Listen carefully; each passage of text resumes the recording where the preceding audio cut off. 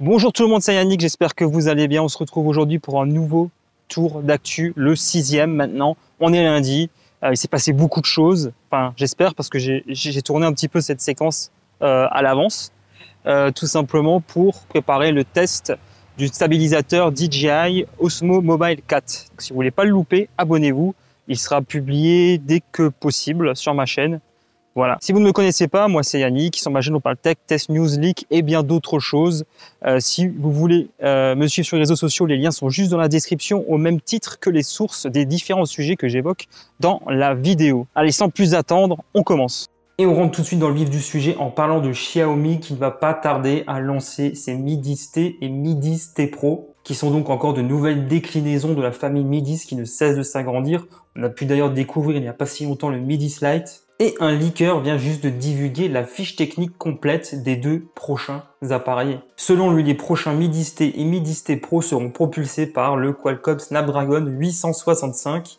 Le Xiaomi Mi 10T disposera de 6 Go de RAM par rapport donc aux 8 Go de RAM qui seront présents dans le Mi 10T Pro.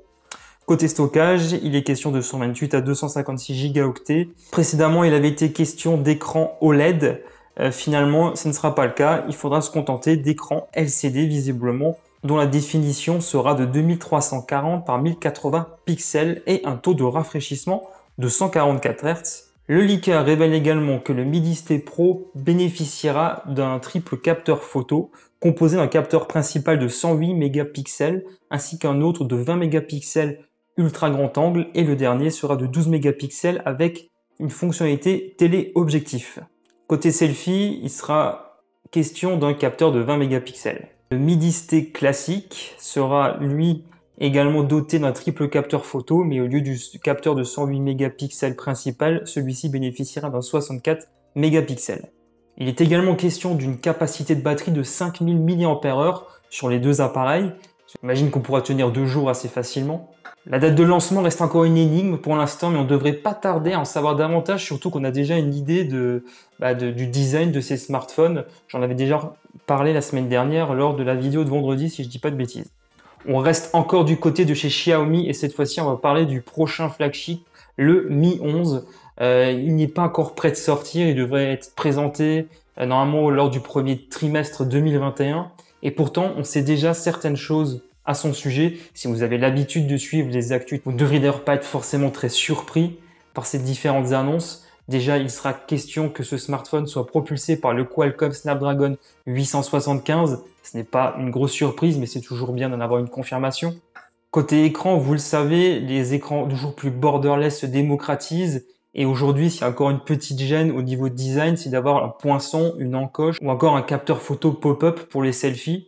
Cette fois-ci, tout ça va disparaître tout simplement parce que maintenant, les capteurs photos seront placés sous l'écran. Ils ne seront visibles que lorsqu'on prendra un selfie. Et apparemment, l'un des premiers smartphones, en tout cas, qui bénéficiera de cette technologie sera le Xiaomi Mi 11. Un fan s'est d'ailleurs amusé à recréer ce smartphone dans une sorte de rendu. En tout cas, ça nous donne un bon aperçu de ce à quoi s'attendre vis-à-vis de ce futur flagship. Selon China Start Market, Xiaomi se fournira chez une filiale de TCL pour avoir justement ces nouveaux capteurs photo sous écran. Il est également sous-entendu que Xiaomi en fasse bénéficier également à d'autres gammes d'appareils, bien qu'aujourd'hui on ne sache pas encore de quel modèle exactement il s'agit.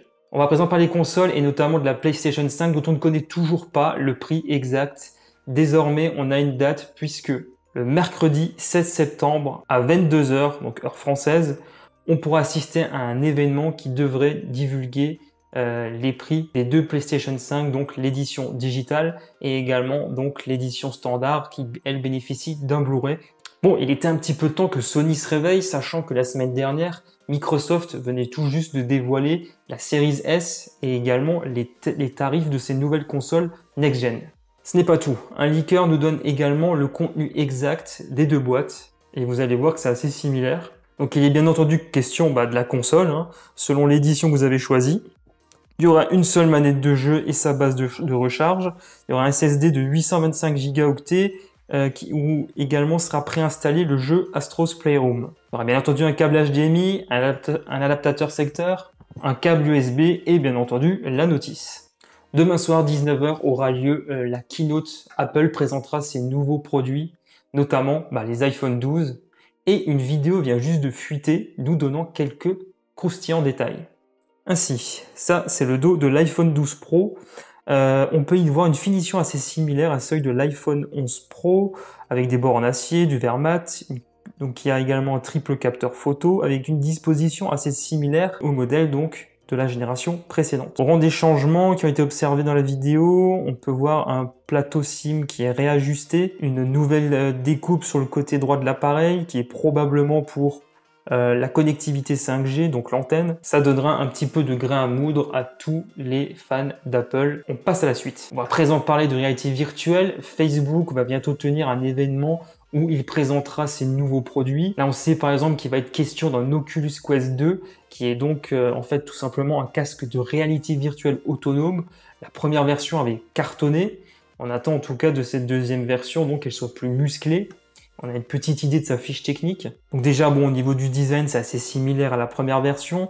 Il y aura également un SoC Snapdragon XR2 5G associé à 6 Go de RAM. Il y aura également 250 Go de stockage, un affichage 2K par œil, avec un possible taux de rafraîchissement de 90 Hz. Son prix ne pourrait ne pas dépasser les 400 $, ce qui reste encore à vérifier, et ça reste, je trouve, assez compétitif. Bien entendu, les jeux qui étaient compatibles avec la première version le seront également avec cette seconde mouture. Présentation officielle aura lieu donc à la Facebook Connect qui aura lieu dès mercredi. Voilà, on va à présent parler des brèves. La douane américaine a saisi 2000 paires d'écouteurs OnePlus Buds en provenance de Chine, les confondant avec les AirPods d'Apple. Il semble que ces deux produits aient trop de ressemblances, de similitudes aux yeux de certaines autorités, pendant que ces derniers se félicitent encore de la saisie record qu'ils viennent de faire. OnePlus demande sur les réseaux sociaux à ce que la douane lui restitue ses écouteurs de manière assez drôle. Ça, c'est une histoire qui aura de quoi faire sourire les connaisseurs, alors qu'on est encore dans un contexte de tension vive entre la Chine et les États-Unis. Ça y est, c'est fait. Nvidia l'a annoncé. Le spécialiste des solutions graphiques va racheter ARM à SoftBank pour un montant de 40 milliards de dollars. Donc ARM ou ARM, la société conçoit en fait l'architecture de presque toutes les puces mobiles destinées notamment aux smartphones, tablettes, etc. au monde. Comme les Snapdragon de Qualcomm, les Kirin de Huawei ou encore les Exynos de Samsung pour ne citer que ces quelques exemples. Nvidia l'annonce clairement, ce rachat a un but précis pour le spécialiste des solutions graphiques. Fonder un nouveau géant dans le domaine de l'intelligence artificielle et renforcer sa position dans le domaine de l'automobile entre autres. Pour le moment, rien n'est joué encore pour autant, puisque cette opération ne sera pas finalisée avant au moins 2022, le temps pour toutes les autorités gouvernementales de divers pays de valider ce rachat. On reparle smartphone, mais cette fois-ci avec HP qui brevette également donc sa propre déclinaison de smartphone pliable. Cette fois-ci, les questions d'un smartphone pliable dans le sens vertical qui rappelle pas mal le Motorola Razr 2019. Une sorte de téléphone à clapper. La société détaille également la structure de pliage. HP a mis l'accent sur la charnière et la couche au-dessus du panneau OLED. Il est inutile de préciser que rien n'indique que ce brevet sera utilisé commercialement. Le dernier smartphone lancé par HP était un Windows Phone et c'était en 2016. Voilà, c'est tout pour aujourd'hui. J'espère que cette vidéo vous a plu. Si c'est le cas, merci de me lâcher un gros pouce en l'air et vous abonner à ma chaîne YouTube si ce n'est pas encore fait. Les liens pour me suivre à travers tous les réseaux sociaux où je suis présent sont également dans la description. Et aussi, merci de partager cette vidéo avec vos amis, vos familles, si ça vous a plu. Pour ma part, je vous retrouve dès demain soir, 19 h. D'ici là, portez-vous bien. Allez, ciao tout le monde.